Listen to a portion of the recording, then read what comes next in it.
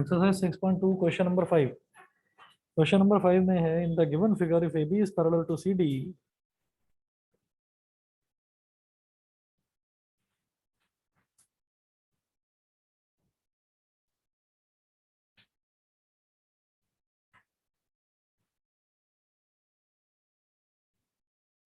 if AB is parallel to CD comma angle APQ is equal to 50 degree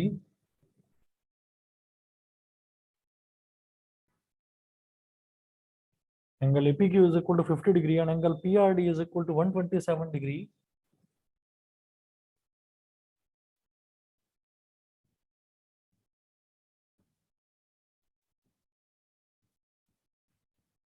angle PRD is equal to 127 degree comma find X and Y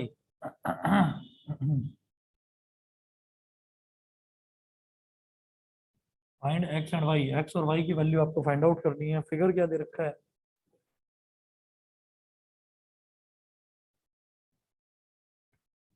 line है इधर AB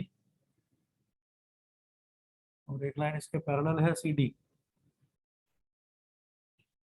AB is parallel to CD और बीच में एक triangle दे रखा है।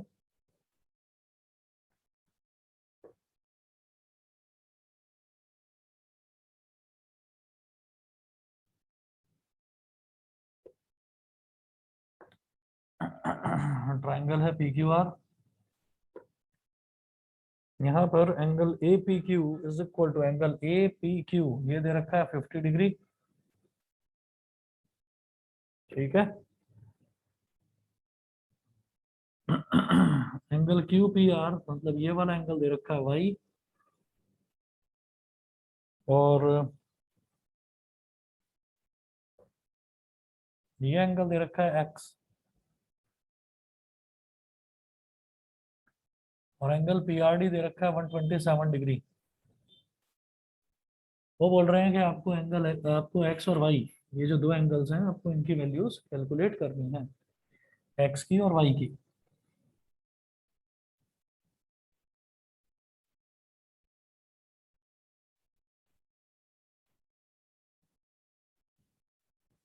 कैसे करोगे? हमने कहा since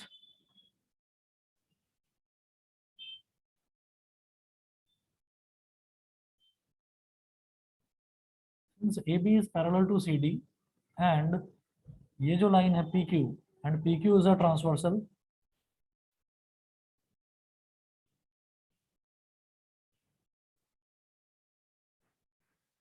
since AB is parallel to CD and PQ is a transversal तो जो हमारा ये वाला एंगल है X is equal to 50 degree हो जाएगा।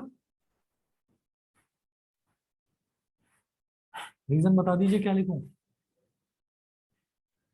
भाई PQ ट्रांसवर्सल हो गई तो एक इस तरफ एंगल हो गया और एक इस तरफ एंगल हो गया, ऑल्टरनेट इंटीरियर एंगल। भाई ये AB है और CD है, ये दोनों पैरेलल साइड्स हैं। तो जब ये दोनों लाइन पैरेलल है तो ट्रांसवर्सल के इस तरफ वाला एंगल जो इस लाइन के साथ बन रहा है वो 50 डिग्री, ट्रांसवर्सल के इस तरफ वाला एंगल जो इस लाइन के साथ बन रहा है वो X is equal to 50 degree. Reason में लिख दीजिए alternate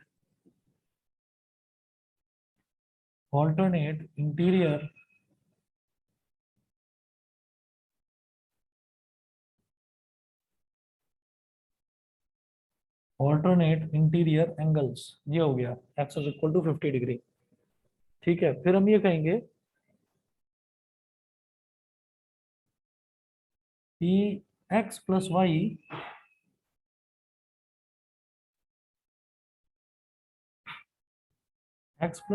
is equal to angle PRD। Reason में लिखे बेटा एक्सटीरियर एंगल प्रॉपर्टी।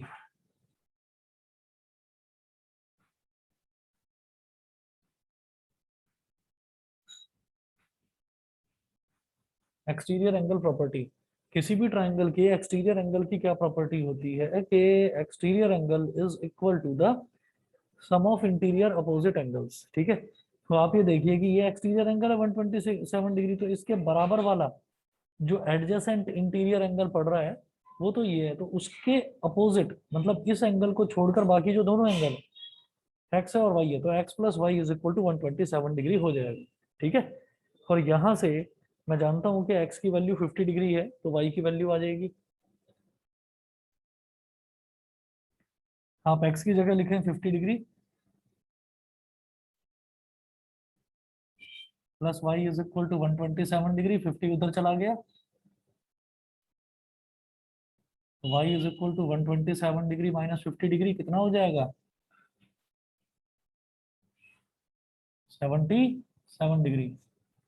ठीक है, ये x और y की वैल्यू आ गई, x आ गया हमारा 50 डिग्री और y आ गया 77 degree.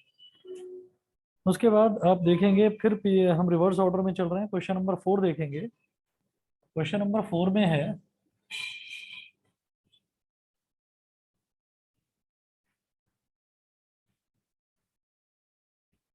in figure 6.31 if PQ is parallel to ST,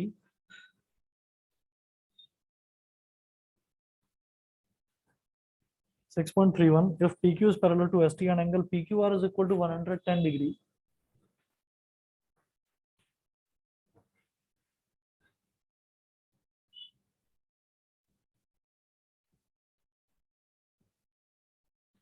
and angle PQR is equal to 110 degree and angle RST is equal to 130 degree,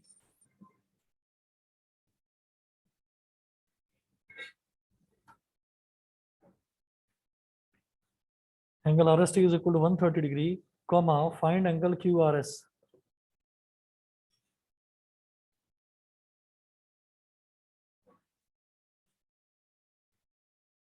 find angle QRS, मुझे angle QRS find out करना है। ठीक है, मैं बंद कर देना प्लीज। फाइंड एंगल QRS, ये QRS एंगल फाइंड आउट करना है। तो मैं इसका डायग्राम एक बार जो दे रखा है, जो फिगर दे रखी है वो फिगर बना रहा हूँ।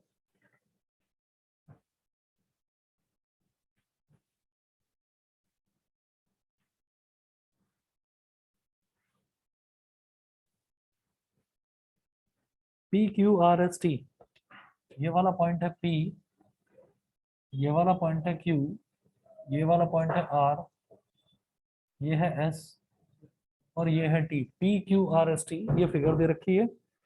अब इसमें इन्होंने एंगल PQR दे रखा है 110 डिग्री, ये वाला जो एंगल है ये है 110 डिग्री,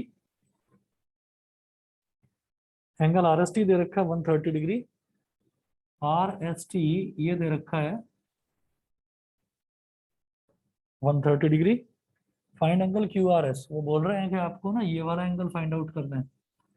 ठीक है, अच्छा इन्होंने ये बोला है कि PQ is parallel to ST, PQ is parallel to ST, ये जो लाइन PQ है ये इसके ST के पैरेलल है। तो ये इतनी दूर दूर जो पैरेलल लाइन है इससे मेरे को कोई फायदा नहीं हो रहा, तो हम क्या करेंगे, हम थोड़ा सा तो इस PQ को एक्सटेंड कर देंगे आगे की तरफ और थोड़ा सा ST को एक्सटेंड कर देंगे पीछे की तरफ। ठीक है, हम लिखेंगे यहाँ पर कंस्ट्रक्शन में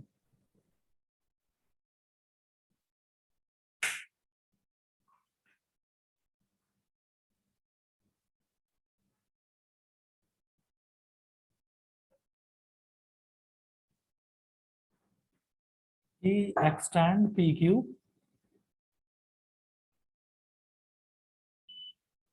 and TS।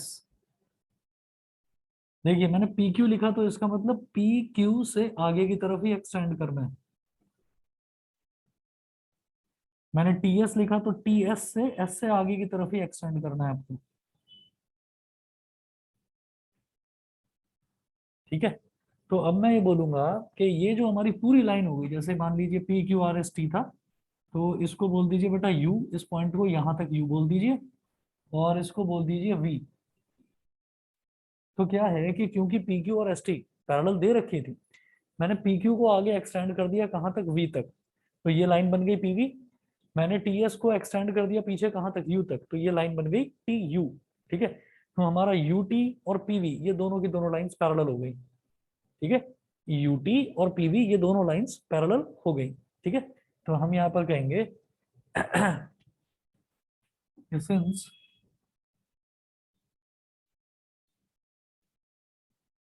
PQ is parallel to ST, so UT is parallel to PV, UT is parallel to PV, UT PV के पैरेलल हो गया। उसके बाद अब मुझे क्या देखना है यहाँ पर कि इस वाले पॉइंट को W बोल दीजिए, W।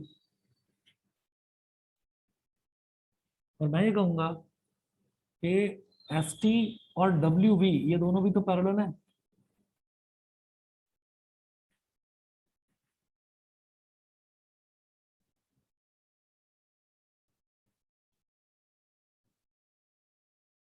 Angle TSW, since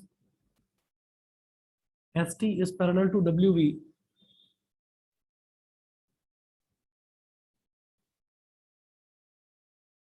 ST is parallel to WV, तो angle TSW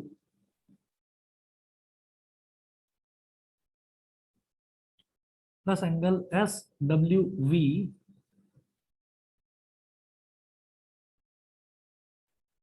is equal to 180 degree. Reason बता देंगे? कॉरेस्पॉन्डिंग एंगल नहीं, co-interior angles, co-interior angles.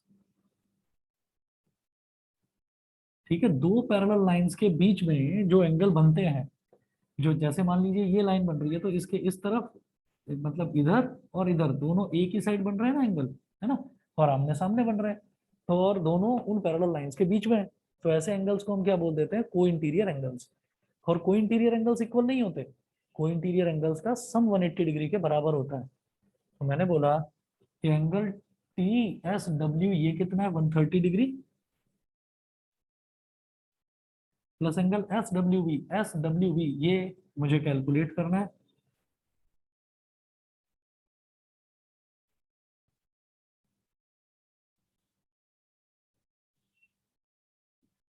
One 180 degree minus 130 degree, तो angle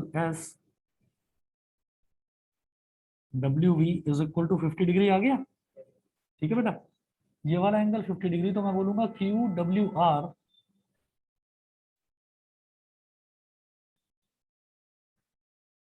is equal to angle SWV is equal to 50 degree.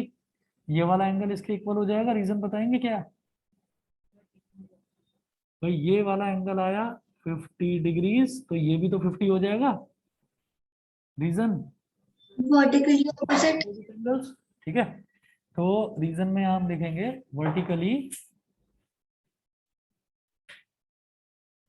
Opposite angles, ये हो गया। चलिए, उसके बाद मैं बोलूंगा एंगल PQR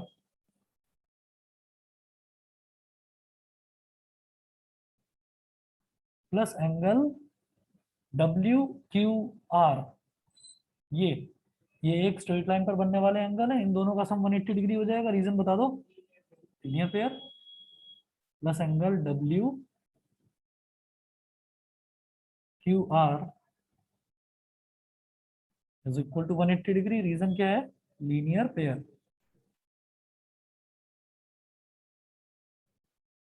लीनियर पेयर। तो जो PQR है वो है 110 degree plus angle WQR is equal to 180 degree. 110 को उधर ले जाओ, angle WQR is equal to 180 degree minus 110 degree कितना हो गया? 70 डिग्री। तो ये वाला एंगल आ गया 70 degree. Now in triangle RWQ, समझ गए अब क्या करना है? मुझे तो यही निकालना था ना, QRS, मतलब ये वाला एंगल मुझे निकालना था। एंगल सम प्रॉपर्टी लगाओ, निकाल दो। एंगल सम प्रॉपर्टी क्या कहती है ट्राइंगल की? कि ट्राइंगल के तीनों एंगल्स का सम 180 डिग्री के इक्वल होता है। ऑनलाइन वाले बच्चे बताएं, समझ में आ गया? Excuse me sir. हाँ जी, बोलिए।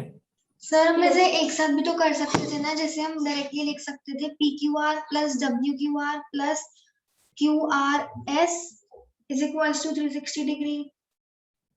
दोबारा बोलो, PQR plus WQR plus QRS is equals to 360 degree. क्यों, कैसे? Sir angle sum property. Angle sum property में 360 डिग्री कहाँ से आ गया? सर वो एक ट्राइंगल फॉर्म कर रहे हैं ना। तो 360 डिग्री कैसे हो गया? ट्राइंगल में तो 180 डिग्री होता है ना, यस सर, सॉरी सर। है ना? ये PQR बोल रहे हो आप, PQR प्लस WQR यानी कि ये प्लस सब QRS हाँ और WQR और हाँ QRS मतलब ये वाला एंगल और ये वाला एंगल है ना। Yes sir. ठीक है, बोल सकते हैं, बोल सकते हैं। ठीक है,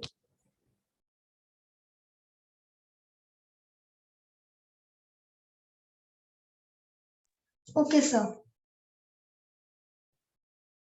चलिए जी। तो यहाँ पर मैं लिख रहा हूँ ये जो छोटा सा ट्रायंगल बना, triangle QRW, in triangle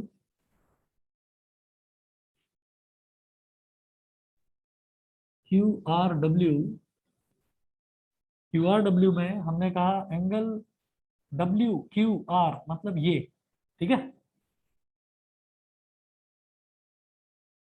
angle WQR plus angle QWR मतलब ये,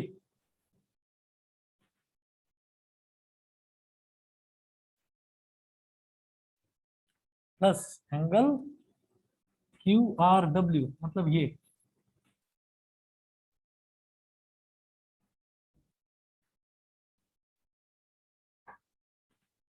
equal to 180 degree, reason angle sum property. अब WQR की वैल्यू हमें मालूम है 70 डिग्री, QWR की वैल्यू मालूम है 50 डिग्री, और ये जो QRW है, ये जो QRW है इसको QRS बोल सकते हैं।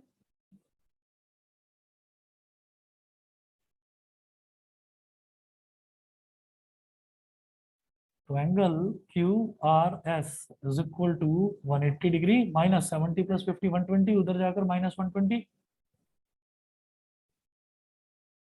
आंसर आ गया 60 डिग्री। बताइए क्लियर है सबको? Yes sir. ठीक है, चलिए जी। उसके बाद हम चलते हैं, फिर पीछे चलते हैं, क्वेश्चन नंबर 3 पर आएंगे।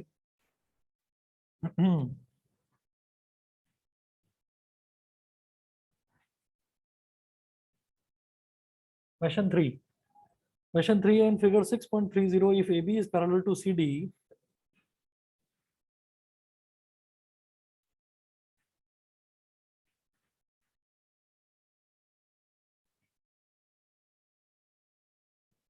in figure 6.30, if AB is parallel to CD, comma, EF perpendicular on CD,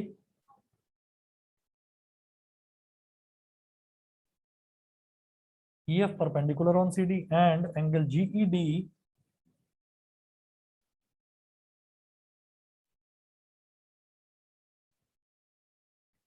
is equal to 126 degree, find angle AGE.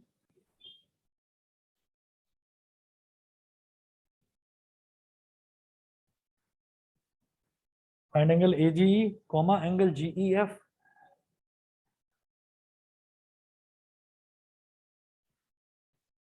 Angle GEF and angle FGE.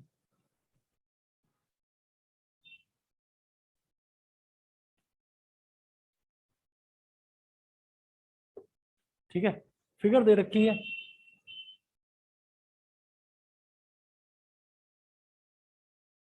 एक लाइन है AB और दूसरी लाइन है CD, AB और CD, ये दोनों एक दूसरे के पैरेलल दे रखे हैं। उसके बाद देखिएगा, इन्होंने दिया है कि EF is perpendicular on CD, तो यानी कि परपेंडिकुलर बन रहा है E पर।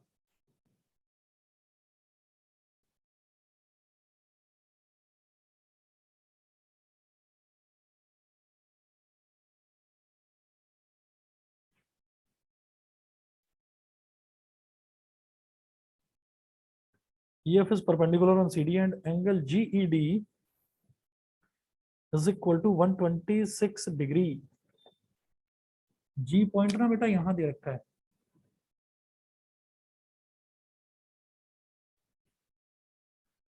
GED, ये पूरा एंगल जो है ये दे रखा है 126 डिग्रीज। 126 डिग्रीज। अब वो पूछ रहे हैं एंगल AGE बताओ, एंगल AGE, तो इस AGE को आप मान लो x, ठीक है। बार बार AGE AEG ये सब कुछ लिखने में कंफ्यूजन हो सकता है, तो AGE को एक बार देखा और x लिख दिया। उसके बाद मैं बोलूंगा अगला पूछ रहे GEF, तो GEF मतलब सिर्फ इतना सा एंगल जो है इसको मैंने y बोल दिया, y। अगला एंगल FGE, एंगल FG और E इसको मैं मान लेता हूँ z, ठीक है। तो जो जो एंगल मेरे से पूछे गए हैं उन सबको मैंने x, y और z मान लिया। ध्यान, क्लियर है?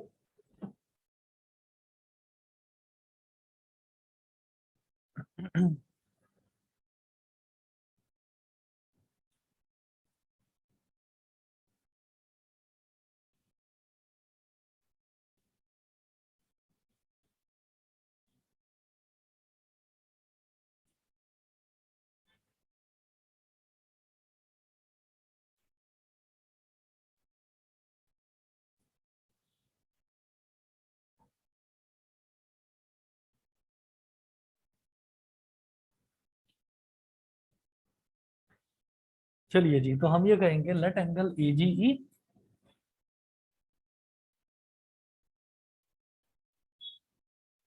that angle AGE is equal to x, angle GEF is equal to y,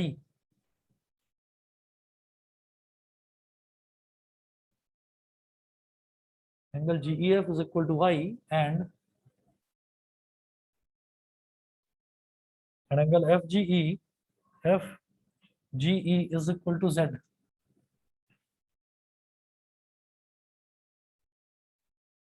and angle FGE is equal to z। FGE को मैंने z के बराबर मान लिया। अब आप ये देखिएगा, जब यहाँ दे रखा है इन्होंने कि भाई ये वाला एंगल हमारा 90 डिग्री है, तो मैं बोलूंगा कि y plus 90 degree is equal to 126 degree. बोलो, y plus 90 degree is equal to 126 degree. जो इतना सा एंगल है ये तो y है, और यहां से यहां तक वाला एंगल 90 डिग्री है, तो y plus 90 is equal to 126, तो y plus 90 is equal to 126। समझ गए होंगे? y इज इक्वल टू हो गया 126 डिग्री माइनस 90 डिग्री, तो 126 में से 90 सब्ट्रैक्ट करेंगे कितना आएगा? 36 डिग्री, ठीक है। 36 डिग्री आ गई y की वैल्यू। अब मैं ये कहूंगा, सर हाँ जी बोलो। सर ये कैसे किया आपने, वापस एक्सप्लेन कर दीजिए। हाँ बता रहा हूँ, अभी देखना जरा, समझना। मैं ये कह रहा हूँ कि ये जो एंगल है ये वाला FED, ये पूरा एंगल तो हमें 90 डिग्री दे रखा था, और जो इतना एंगल है इतना, वो y दे रखा है, तो y में 90 को ऐड कर देंगे तो ये पूरा एंगल आ जाएगा 126। वही लिखा है, y plus 90 is equal to 126, ठीक है। Okay sir. तो बाकी बच्चे बताएं, विधि क्लियर है? Yes sir. ठीक है। Parth, Janvi, yes sir. ठीक है। चलिए जी, तो y की वैल्यू आ गई 36 डिग्री। अब मैं ये कहूंगा कि ये AB और CD पैरेलल लाइंस है, नोट करें।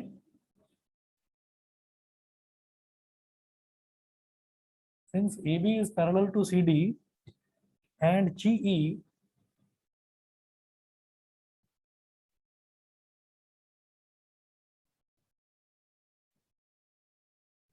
since AB is parallel to CD and GE is transversal, और GE जो है वो ट्रांसवर्सल है line, and GE is transversal, तो ये पूरा एंगल ये इस पूरे एंगल के इक्वल हो जाएगा। ट्रांसवर्सल के इस तरफ बनने वाला एंगल और ट्रांसवर्सल के इस तरफ, एक इस तरफ बन रहा है इंटीरियर और एक दूसरी तरफ इंटीरियर, यही तो अल्टरनेट इंटीरियर एंगल्स कहलाते हैं। तो मैं बोलूंगा एंगल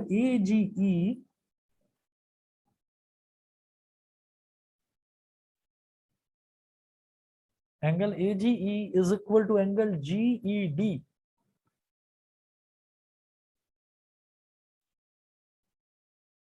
रीजन में लिखिएगा, alternate interior angles.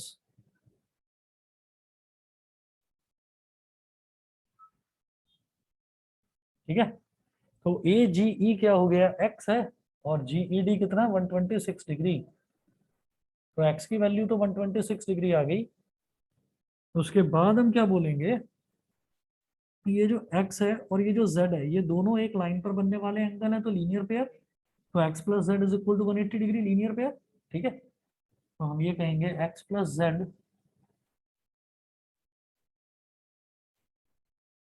Is equal to 180 degree.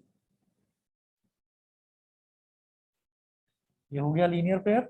x कितना है, 126 degree, plus z is equal to 180 degree. z is equal to 180 minus 126, 54।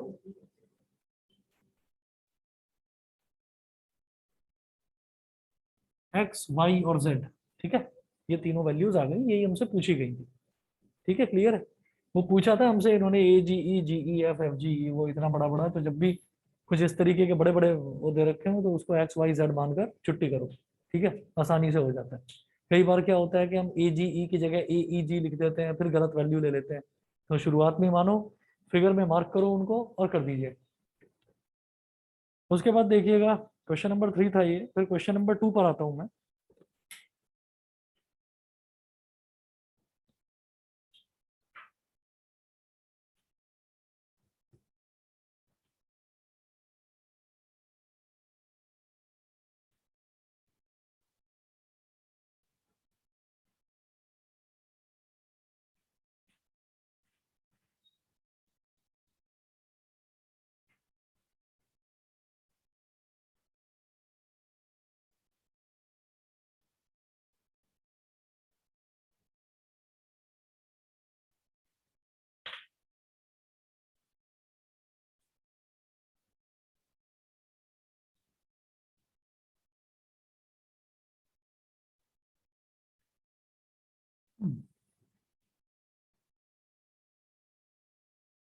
Question 2.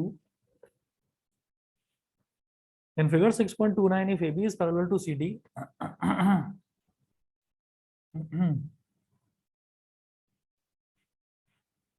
in figure 6.29, if AB is parallel to CD, comma CD is parallel to EF, CD is parallel to EF, and Y is to Z is equal to 3 is to 7.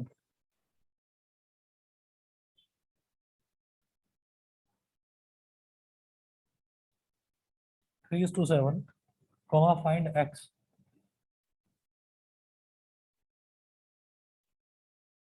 X ये find out करना है, तो पहले figure बनाऊंगा। A B C D के parallel दे रखा है और सी डी ई एफ के पैरेलल दे रखे हैं। इसका मतलब ए बी सी डी और ई एफ तीनों पैरेलल लाइंस हैं।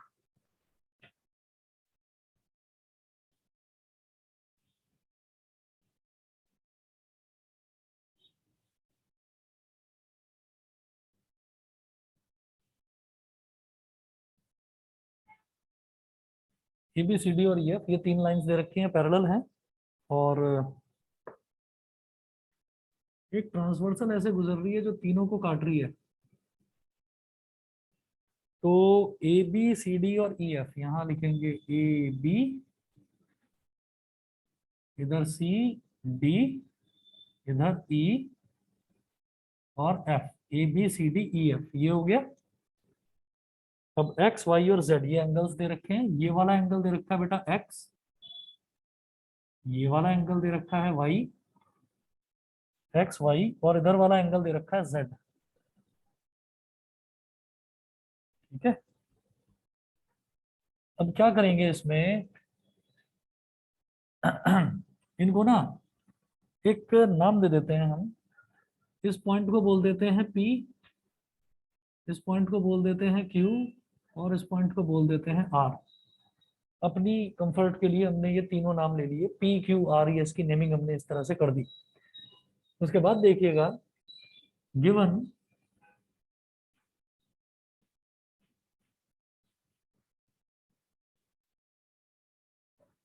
y is to z is equal to 3 is to 7। जब भी कभी दो एंगल्स का रेशो इस तरह से दे रखा होता है तो हम क्या कहते हैं, y is to z is equal to 3 is to 7 ये दे रखा है।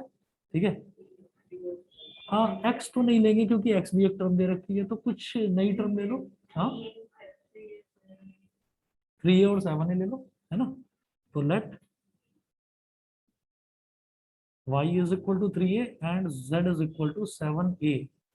y को मान लिया 3a और z को मान लिया 7a। अब मैं ये कहूंगा कि angle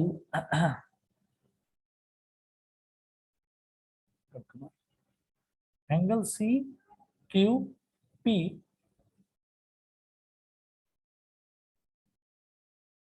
angle C Q P plus angle C Q R, ये आर पॉइंट है ना ये वाला, सी क्यू आर मतलब ये वाला एंगल, ये दोनों एक लाइन पर बनने वाले एंगल है तो दोनों का सम 180 डिग्री हो जाएगा। तो angle C Q P plus angle C Q R is equal to 180 degree, reason में लिखिएगा लीनियर पेयर।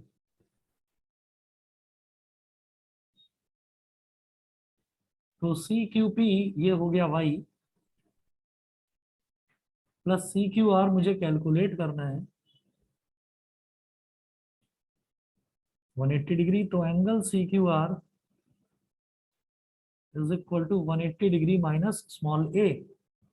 अब आप ये देखिए कि C D is parallel to E F, note करेंगे।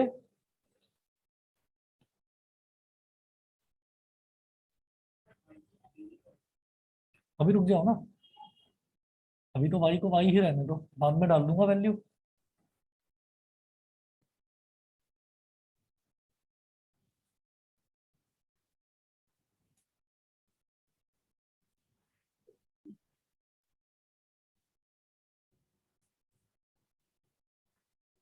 Angle C Q R is equal to 180 minus A.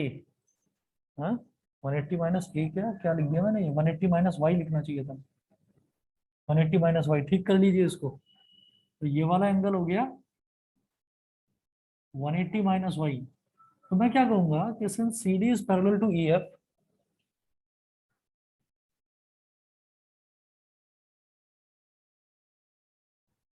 since CD is parallel to EF and QR is a transversal,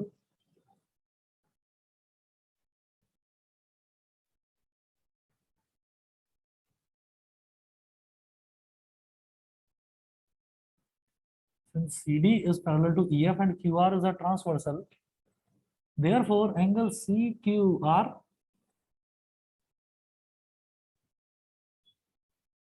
is equal to angle QRF। Reason क्या है, आप ये देखिएगा कि CD और EF ये दोनों लाइंस आपस में पैरेलल हैं। ये QR ट्रांसवर्सल है, तो ट्रांसवर्सल इस पैरेलल लाइन के साथ इस तरफ कौन सा एंगल बना रहा है, ये ट्रांसवर्सल इस पैरेलल लाइन के साथ इस तरफ एंगल बना रहा है, ये, है ना। तो ये ऑल्टरनेट इंटीरियर एंगल्स हो गए। ऑल्टरनेट इंटीरियर एंगल्स हमेशा इक्वल होते हैं। तो ये हो गया ऑल्टरनेट इंटीरियर एंगल्स।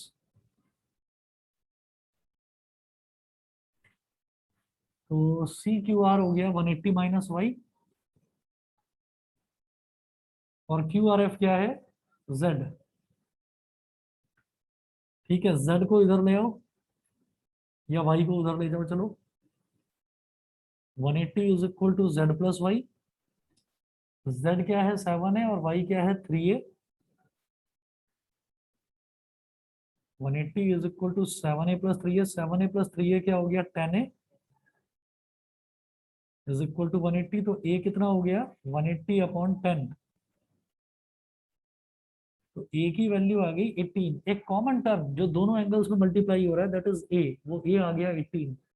अब आपके मन में आएगा कि मैं y निकाल लूं z निकाल लूं, निकाल लेंगे।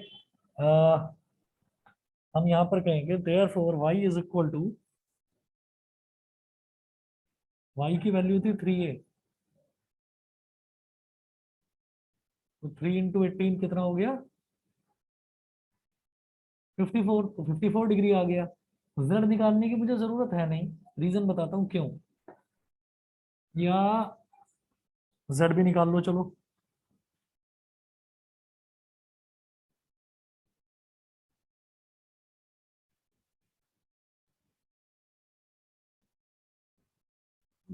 ये आ गया 126 डिग्री, ठीक है। ये आ गया हमारे पास 126 डिग्री। तो अब आप ये देखो कि अगर मैं बोलूं कि ये जो ए बी है ये ई एफ के पैरेलल है और पी आर जो है वो एक ट्रांसवर्सल है, तो ट्रांसवर्सल के इस तरफ जेड और ट्रांसवर्सल के इस तरफ एक्स इक्वल हो गए। ठीक है, बताइए क्लियर है कि नहीं? या तो ये कर लो या ये कहोगे A B is parallel to C D, तो ये जो एक्स वाला एंगल है ये 180 माइनस वाई के इक्वल हो जाएगा, कोरस्पॉन्डिंग एंगल्स। ठीक है भाई, एक हो गया ट्रांसवर्सल के लेफ्ट साइड में नीचे की तरफ, दूसरा हो गया इस वाले का देखूं मैं तो ट्रांसवर्सल के लेफ्ट साइड के नीचे वाली तरफ। जो आपको ठीक लगे वो कर लीजिए। हम ये कहेंगे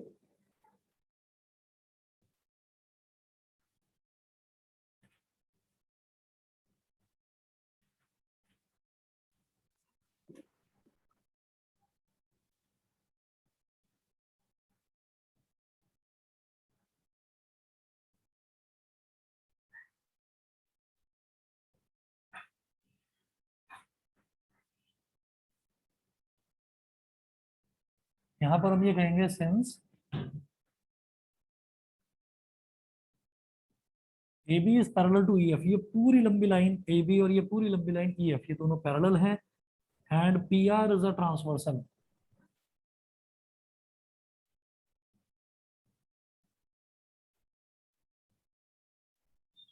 and P R is a transversal, therefore angle x is equal to z।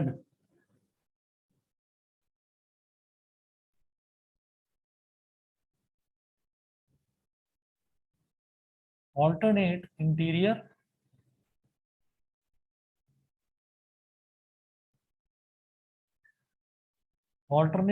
angles। ठीक है,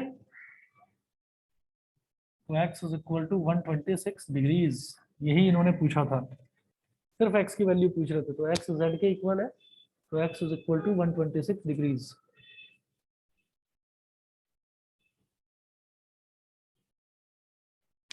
चलिए जी, अब वापस मुड़ते हुए सबसे पहले क्वेश्चन पर आ जाते हैं, question number 1।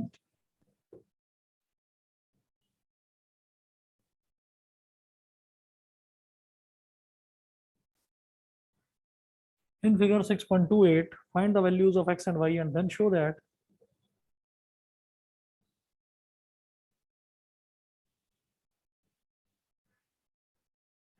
find the values of x and y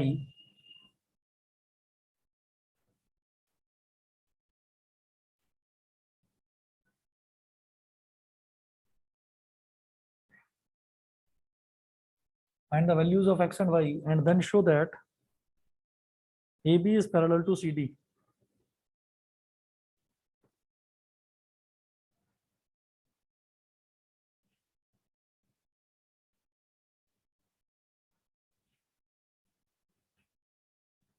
यहाँ पर मुझे शो करना है कि जो दो लाइन दे रखी है इसमें ना, क्वेश्चन में एक फिगर दे रखी है, उस फिगर में दो लाइंस दे रखी हैं और ये नहीं बताया कि वो दोनों लाइंस पैरेलल हैं या नहीं, ये नहीं बताया। तो अब यहाँ पर मुझे क्या करना होगा कि दोनों लाइंस को मुझे पैरेलल प्रूव करना होगा। दे नहीं रखा है कि पैरेलल है, तो मैं वो alternate interior angle, corresponding angle, को इंटीरियर एंगल वो वाला फंडा मैं लगा ही नहीं सकता। ठीक है, तो जरा देखिएगा कैसे करेंगे। एक लाइन है ए बी, देखने में तो लगेगी पैरेलल है, पर दे नहीं रखा है पैरेलल है, हमको वो प्रूव करना है।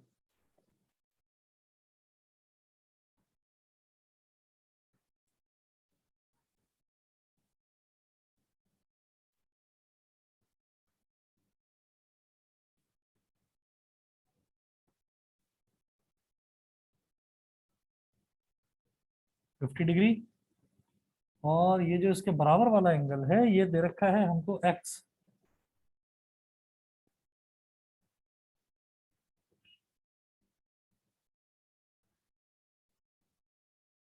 ये 130 डिग्री, और ये वाला एंगल दे रखा है वाई। ठीक है, तो मैं ये कहूंगा सिंस ए बी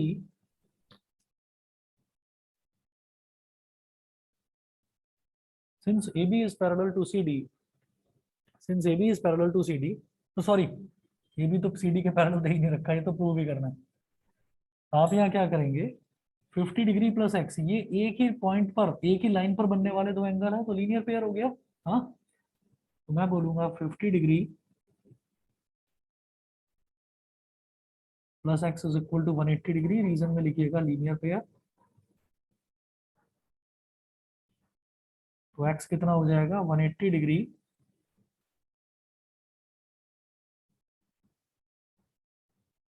माइनस 50 कितना हो गया 130 डिग्री।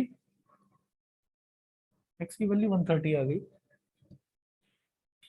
ऊपर से ये देख रहा हूं मैं कि ये y और ये 130 ये दोनों भी इक्वल होंगे vertically opposite.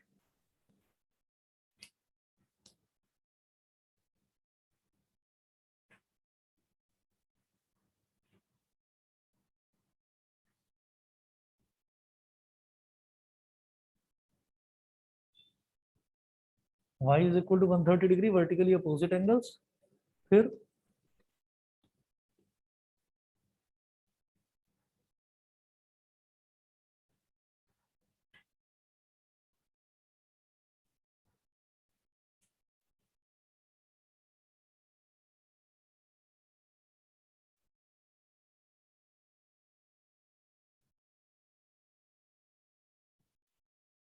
y is equal to 130 degree हो गया वर्टिकली अपोजिट एंगल्स।